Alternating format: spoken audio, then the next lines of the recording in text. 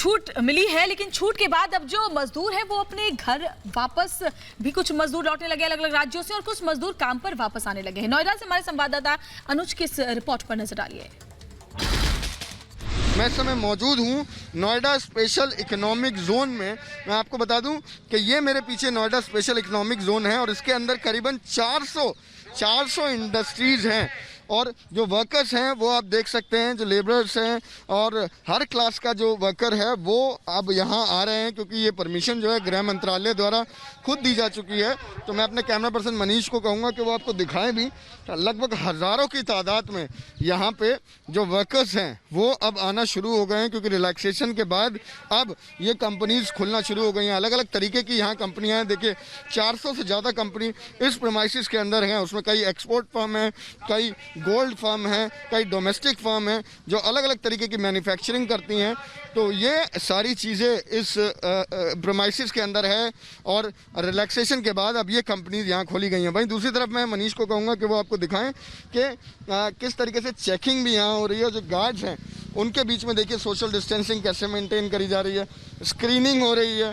Screening के लिए thermometer है वो चेक हो रही है। वहीं लगातार अनाउंसमेंट हो रहा है कि दूरी बना के चलें, क्योंकि सोशल डिस्टेंसिंग का बहुत ज़्यादा ध्यान रखने की ज़रूरत है। लॉकडाउन फेज 3 है, लेकिन जो रूल्स एंड रेगुलेशन हैं उसको ध्यान में रखना बहुत ज़रूरी है। ये साफ करा है भारत सरकार ने।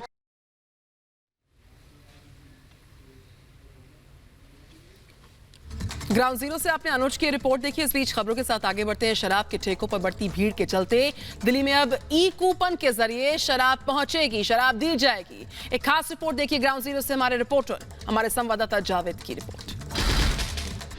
लॉकडाउन 3 का आज 5वां दिन है और जिस तरीके से 4 तारीख से लिकर शॉप में बाकी चीज़ों के साथ कुछ चीज़ों में छूट दी गई थी, उसके बाद जिस तरीके से लगातार भीड़ बढ़ रही थी तो कुछ दिनों तक लिकर शॉप को बंद करना पड़ा था, जो सरकारी लिकर शॉप है। उसके बाद 5 तारीख से ये कहा गया था कि ई टोकन लेने के बाद ही आपको जो लिकर आप परचेस करेंगे, इसलिए कहा गया था कि ये 1 घंटे में सिर्फ जो 50 जो ई टोकन है वही लोगों को दिया जाएगा, जिससे कि लोग घर जरिए ही ई टोकन ले लें और जिससे कि सोशल डिस्टेंसिंग हो, भीड़ ना हो। और लोगों की जिस तरीके से लगातार भीड़ बढ़ रही थी उसको देखते हुए ऐसा किया गया है। और एक नंबर मेल आईडी भी है जिससे कि आप ऑनलाइन जाकर उस टोकन को आप बुक कर सकते हैं लिकर के लिए, आप जहां पे रहते हैं। लेकिन ऐसे में आप देख सकते हैं कि ये लाइनें हैं जो बगैर ई टोकन की जो लाइनें हैं जो यहाँ पर आए हुए हैं काफ़ी लंबे देर से, यानी कि देर रात से या सुबह से ही यहाँ पर ये लाइन लगी हुई है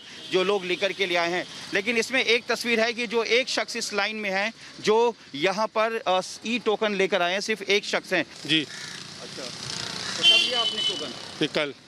कल इवनिंग में कल ई टोकन के ज़रिए लीकर परचेस के लिए इन्होंने ऑनलाइन अप्लाई किया था। इन्होंने कल शाम में किया था और ये करोल बाग के पास के रहने वाले हैं।